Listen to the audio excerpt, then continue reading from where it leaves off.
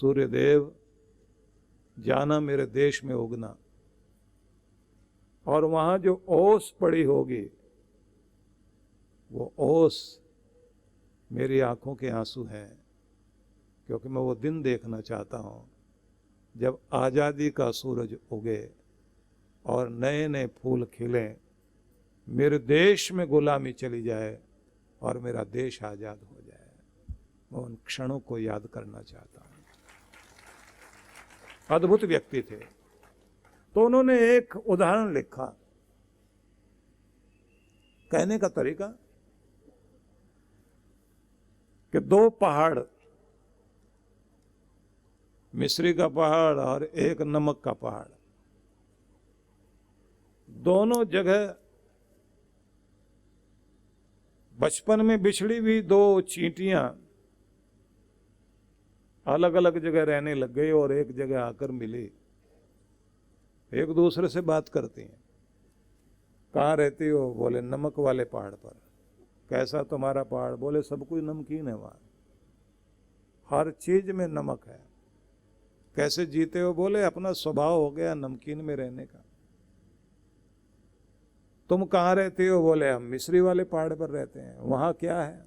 बोले जिधर से भी चखो मिस्री मिस्री है, हर चीज में मीठापन है। और तो और हमारे शरीर में भी मीठापन आ गया है, वहाँ की तो हवाओं में भी मीठापन है। अच्छा तो बुलाओ कभी हमें। मिस्री वाली चींटी ने निमंत्रण दे दिया कि आओ हमारे यहाँ। आ गई वो, पूरे पहाड़ पर घूम ली, लेकिन उसे कहीं मिठास महसूस नहीं हुई। अब वो चींटी बार बार कहे मिठास नहीं लग रही तुम्हारी मिस्री वाले पहाड़ पर। तो उसने उसको घूम घूम के देखा कि चक्कर क्या है, इसको मीठापन क्यों नहीं लग रहा। तो देखा जैसे पान की गिलोरी, कोई लोग जो सुपारी वगैरह मुंह में रखते हैं ना, वो अपने घर से ही नमक की गिलोरी मुंह में रखकर आई हुई। घूमती सब जगह है लेकिन अपना नमक ना छोड़े। तो आखिर में वो मिस्री वाली चींटी ने कहा, बहन इस मुंह में से जो कुछ रखा हुआ है ना उसे तो फेंक और जरा पानी की कुल्ला कर, और जब तुम्हारा मुंह बिल्कुल साफ हो जाए उसके बाद लंबा गहरा सांस लेकर देखना, तुम्हें हवा में भी मिठास महसूस होगी और चखने में तो यहाँ मीठा ही मीठापन है। स्वामी रामतीर्थ इतना लिखने के बाद आगे लिखते हैं कि ये बात चींटियों की नहीं है, चारों तरफ मिस्री है परमात्मा की। लेकिन जो अपने दुखों की और पीड़ाओं की और दुनिया की चिंताओं की और दुनिया के चिंता करते करते दुनिया की कड़वी बातों की सुपारी मुंह में रखकर घूम रहे हैं, वो परमात्मा के मिस्री वाले पहाड़ पर भी कितना चक्कर लगा ले, उन्हें कहीं मिठास महसूस नहीं होगी। उन्हें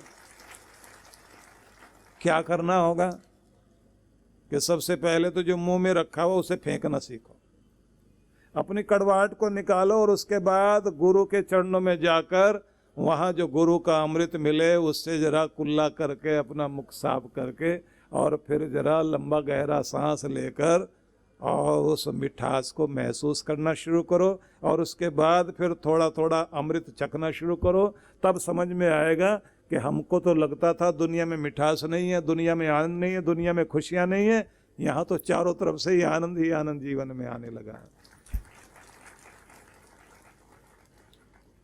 तो इस बात का ये भी मतलब है कि उस मिस्री के पहाड़ पर जाने का मौका आपको हर रोज मिलता है। तो जब रात को सोने लग जाओ तो एक बार पहले मुंह हाथ धोएंगे, कुल्ला करेंगे, तो उसी के साथ में मस्तिष्क की भी कुल्ला कर देना।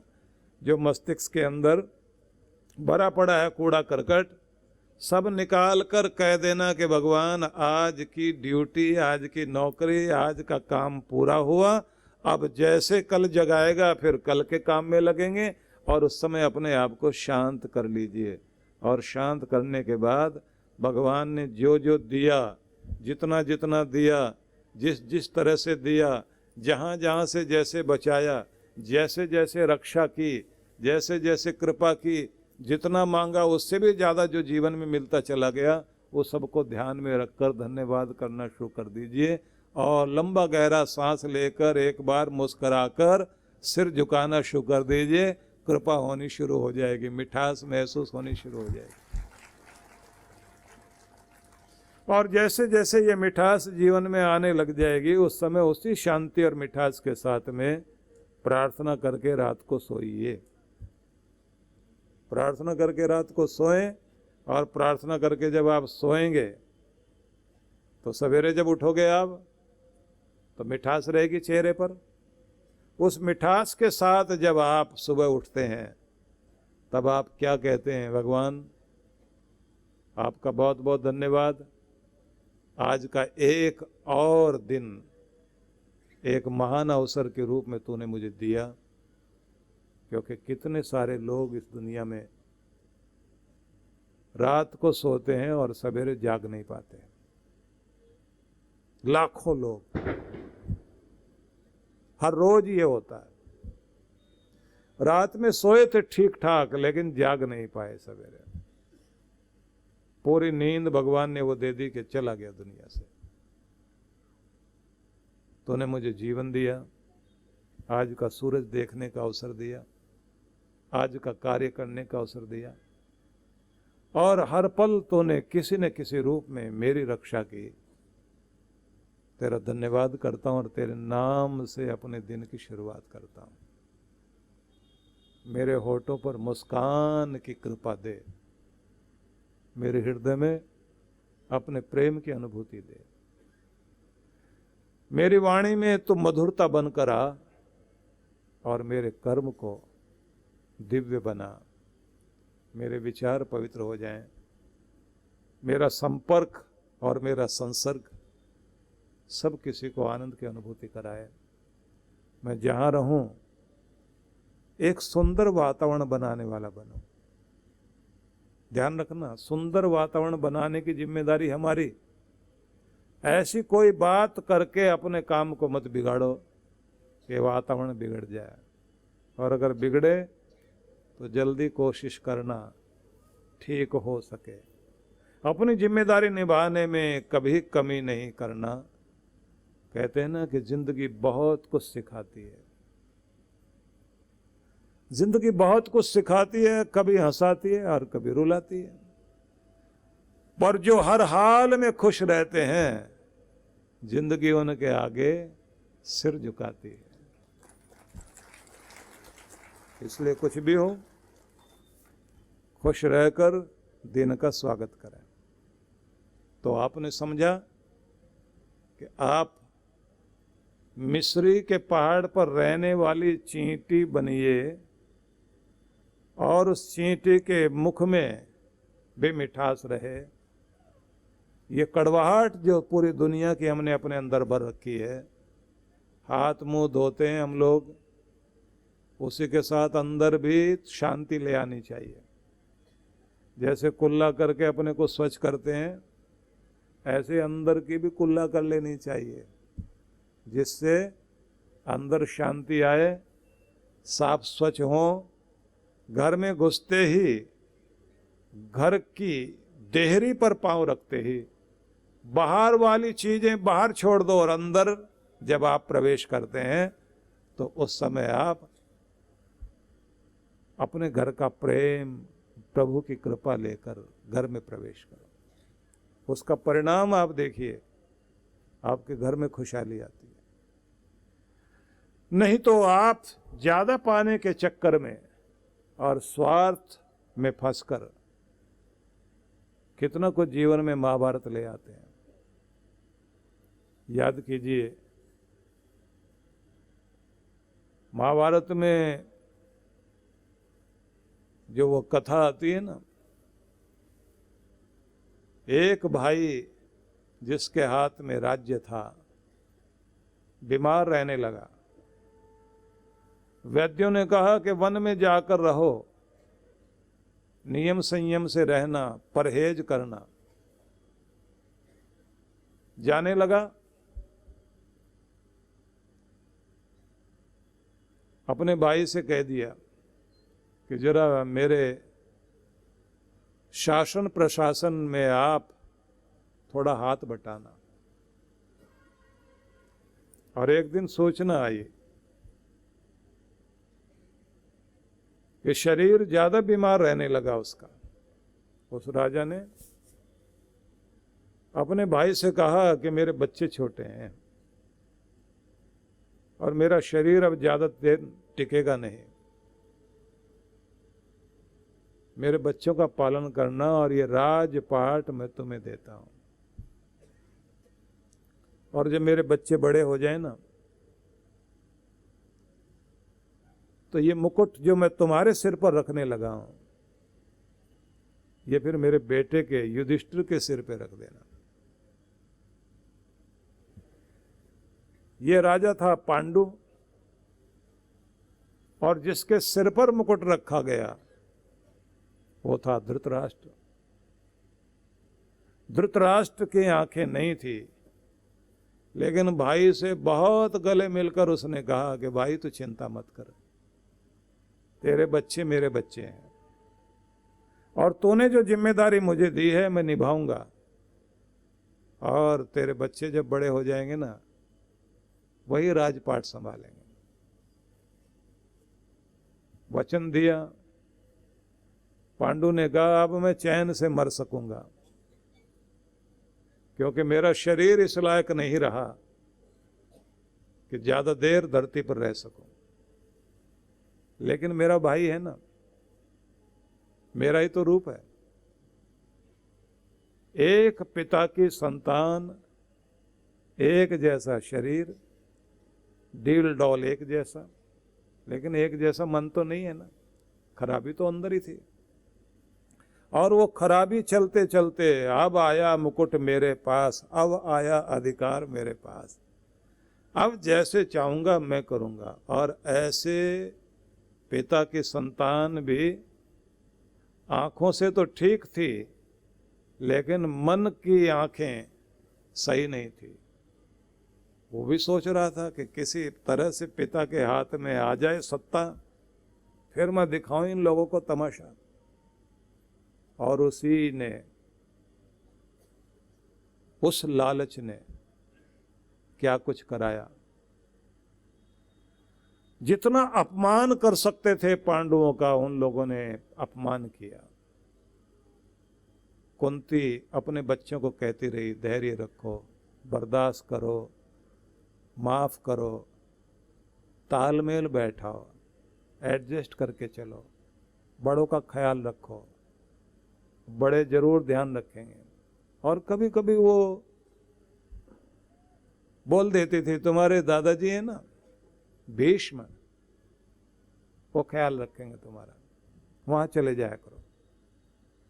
और कभी कभी उनकी गोद में बैठकर भीम उनके भी कटोरे में से रखी हुई खीर को भी दादाजी की खा लेता था और आकर बोलता था यहां मुझे बहुत चैन मिलता है, क्योंकि मेरा सुख चैन छीनने के लिए मेरे भाई, मतलब दूसरे भाई, वो बहुत गड़बड़ करते हैं। भीष्म कहते थे कि तू शांत रहा कर और अपने गुस्से पर काबू पा। बड़े समझाते रहे। लेकिन ध्यान रख लीजिए कि जब भाई भाई के बीच में अगर कोई फल भी दिए जा रहे हो ना, भाई के बच्चों को, अपने बच्चे को बड़ा फल मिल जाए और भाई के बच्चे को छोटा, तो बच्चों की आंखें बहुत तोलती हैं। और 2 बार ऐसे हो जाए तो आकर कहते हैं फिर वो बच्चे माँ से, माँ बार बार ऐसा ही होता है, अपने बेटे को बड़ा कुछ देते हैं, मुझे छोटा देते हैं। माँ डांट देती है, नहीं ऐसा नहीं है। 2-4 बार बच्चा कहे तो माँ का भी ध्यान जाने लगता है, मेरे बेटे के साथ भेदभाव हो रहा है। और यही चीजें हैं जो घरों के अंदर बहुत बड़ी दरार पैदा करती है, क्योंकि पहले बच्चों से चीज शुरू होती है, फिर महिलाओं में जाती है, महिलाओं से जाते जाते जब पुरुषों में जाती है, और जब मर्द मर्द लड़ बैठे फिर घरों के अंदर दीवार बनती है, और फिर रहते हैं पास पास, लेकिन एक दूसरे से हजारों किलोमीटर दूर हो जाते हैं। यहां भी यही हुआ। लेकिन मैं आपको बताना चाहता हूं कि ये छोटी बात नहीं थी। अपने बेटे को राजपाट सब कुछ देने की चाह तो थी, लेकिन इस छोटे से स्वार्थ ने कितना बड़ा भयंकर कृत्य कर दिया, जिसके कारण इतना बड़ा महाभारत हुआ। केवल दुर्योधन मारा गया हो ऐसा नहीं, धृतराष्ट्र ने अपने सामने अपने सारे बच्चों को मरते हुए अनुभव किया। सारा राजपाट चला गया, सारा मान सम्मान चला गया, सब कुछ खत्म हो गया। और कानों से वो कहानी सुन सुनकर बहुत रोया। और फिर आखिर में सब छोड़कर जंगल में जाकर बैठे कि किसी तरह से शांति आ जाए। और वहां भी शांति नहीं मिली तो आखिर में कहा हिमालय चलते हैं, वहां जाकर देह गलाई अपनी। ये स्वार्थ मन में आए, मेरा मेरा करते करते आदमी कितना कुछ खो देता है, कितना काम खराब कर लेता है, इसकी कल्पना नहीं की जा सकती। लेकिन जब व्यक्ति अपने मन के अंदर कहीं ना कहीं दया, करुणा, सहानुभूति, क्षमा, सहनशीलता ये सब लाते लाते कुछ थोड़ा बहुत त्याग करते हुए अपने रिश्तों को, अपनी चीज़ों को संभालता है, तो ध्यान रख लीजिए उस समय तो लगता है हम घाटे में जा रहे हैं, लेकिन वो अपना आने वाला जीवन बहुत अच्छे से सुधार लेता है। इसलिए वस्तु से ज्यादा व्यक्ति को महत्व दीजिए, और व्यक्ति से ज्यादा रिश्ते को महत्व दीजिए, और रिश्ते में भी प्रेम को महत्व दीजिए, और प्रेम का महत्व बनाने के लिए त्याग को, सैक्रिफाइस को महत्व दीजिए। क्योंकि सैक्रिफाइस करोगे, त्याग से ही प्रेम बढ़ेगा, और प्रेम से रिश्ते टिकेंगे, और रिश्तों से जिंदगी सुधरेगी, और जिंदगी सुधरेगी तो चारों तरफ प्रेम का वातावरण बनेगा। इसलिए तो ये दो रूप हमारे सामने है। रामायण में तो यही है ना कि भरत के सामने लाकर के मां ने किसी भी तरह से राज्य पाठ तो दिलवा दिया, और राम जी को वन भिजवा दिया। षड्यंत्र तो कैकेयी ने पूरा रच लिया। लेकिन जब ननिहाल से लौटे भरत, तो लौटते ही जब पता लगा कि राम जी को वनवास और मेरे लिए राज्य मांगा गया है, तो मां से बात नहीं की उसने। उसने कहा कि मां, तूने मेरे लिए जो कर दिया, इससे बड़ा नरक कुछ नहीं हो सकता। भाई को मनाने पहुंच गया पीछे पीछे, और गया है तो अकेला नहीं, मंत्रियों को भी साथ लिया, बड़ों को साथ लिया, नगरवासियों को साथ लिया, सैन्य अधिकारी भी साथ ले लिए। क्यों? मेरे से नहीं माने तो तुम मनाना। बड़ों को कहा कि तुम मनाओ, सैन्य अधिकारियों को भी कह दिया कि तुम जाकर बोलना कि देश की सुरक्षा का प्रश्न है, बड़े भाई का रहना जरूरी है, वही संभाले सबको जाकर। मंत्री परिषद को कहा कि मंत्रणा करो, हालात की बात करो। सबको लेकर गए, और जब राम जी नहीं माने, उन्होंने कहा कि बड़ों के आदेश को और वचन के पालन को महत्व दिया जाएगा, और संभालने वाले सब हैं, सब चीजें ठीक हो जाएंगी। आप लोग जानते हैं, खड़ाऊ लेकर लौटे थे भरत। 14 साल तक इस देश पर खड़ाऊ ने राज किया, खड़ाऊ ने। और दोनों भाई, मैं राम और भरत की बात करता हूं, पत्तों की कुटिया में, पर्ण कुटी में अगर राम जी सोए हैं तो भरत भी पर्ण कुटी में ही सोए हैं। पत्तों की कुटिया बनाई नंदीग्राम में, और वहां जमीन पर सोते हैं और पत्तों का ही की थाली बनाकर उसी में भोजन करते हैं।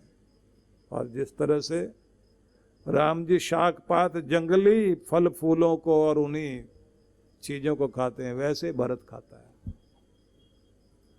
प्रशासन चलाने की जिम्मेदारी राम जी ने दी है, लेकिन फिर भी प्रशासन में आदेश से श्री राम लिखते हैं। दिन भर ड्यूटी करके अपनी सेवा करके वापस वहीं आए, पत्तों की कुटिया में वहीं आकर रहे हैं। गेंद बन गया साम्राज्य। राम जी ने ठोकर मारकर गेंद को फेंका भरत की तरफ, और भरत ने भी ठोकर लगाकर राम जी की तरफ। आखिर में गेंद बीच में आकर ठहर गई, ना तेरी ना मेरी, और अगर है किसी की तो मेरे राम जी की है, ये भावना रखी। सद्गुरु श्री सुधांशु जी महाराज द्वारा मानव सेवा को समर्पित संस्था विश्व जागृति मिशन वर्ष 1991 से धर्म, समाज एवं मानवता की सेवा में संलग्न है। यह संस्था 90 मंडलों, सेवा केंद्रों के माध्यम से न केवल भारत अपितु देश के बाहर अनेक देशों में सेवा के कार्य कर रही है। संस्था की स्थापना से लेकर अब तक विगत 30 वर्षों में जहां लोगों को सन्मार्ग पर प्रेरित करने के उद्देश्य से गुरुवर ने 7000 से अधिक प्रवचन दिए हैं, वहीं देश के राज्य की राजधानियों व प्रमुख नगरों में लगभग 40 आश्रम, 25 मंदिर, सत्संग भवन व ध्यान साधना केंद्रों का निर्माण हुआ है। दिल्ली में करुणा सिंधु धर्मार्थ अस्पताल एवं फरीदाबाद के आरोग्य धाम अस्पताल में लाखों जरूरतमंद रोगियों का उपचार व ऑपरेशन किया गया है। अनाथ गरीब बच्चों के लिए सूरत में अनाथाश्रम, दिल्ली एवं कानपुर में गुरुकुल, फरीदाबाद में ज्ञानदीप विद्यालय, मुरादाबाद में सृजन प्राइमरी स्कूल, झारखंड के रुक्का खूंटी गांव में आदिवासी बच्चों के लिए 2 पब्लिक स्कूल समेत दिल्ली में उपदेशक महाविद्यालय भी बनाया गया है। इन शैक्षणिक संस्थाओं में लगभग 2500 बच्चों को शिक्षित व संस्कारित किया जाता है। दिल्ली के आनंदधाम आश्रम में जहां वृद्धाश्रम एवं वानप्रस्थ संचालित हैं, वहीं आश्रम की कामधेनु गौशाला में 125 गौओं की सेवा की जाती है। कामधेनु गौशाला की तरह ही देश के प्रमुख नगरों में 7 अन्य गौशालाएं भी संचालित हैं। साथ ही पूजा पाठ, यज्ञ अनुष्ठान से लोगों में धार्मिक भावना जागृत की जाती है। गरीब जरूरतमंद महिलाओं को सक्षम बनाने के लिए जहां कई तरह के प्रशिक्षण दिए जाते हैं, वहीं गरीब कन्याओं के विवाह में सहयोग भी किया जाता है। प्राकृतिक आपदा जैसे कि बाढ़, भूकंप, तूफान आदि में जहां मिशन द्वारा प्रधानमंत्री राहत कोष में सहयोग किया जाता है, वहीं जैसे वर्तमान में चल रही महामारी कोरोना संकट काल में जरूरतमंदों को भोजन, राशन किट व सांसों के संकट से जूझ रहे जरूरतमंद मरीजों को देश विदेश से मंगाकर ऑक्सीजन कंसंट्रेटर बांटे गए। मानव सेवा को ईश्वर भक्ति मानते हुए सेवा परमो धर्म के भाव से विश्व जागृति मिशन के सेवा कार्य निरंतर जारी हैं। आइए मिशन के सेवा पथ पर बढ़ते कदमों में कदम से कदम मिलाकर चलें और मानवता की सेवा में दान सहयोग कर पुण्य के भागीदार बनें।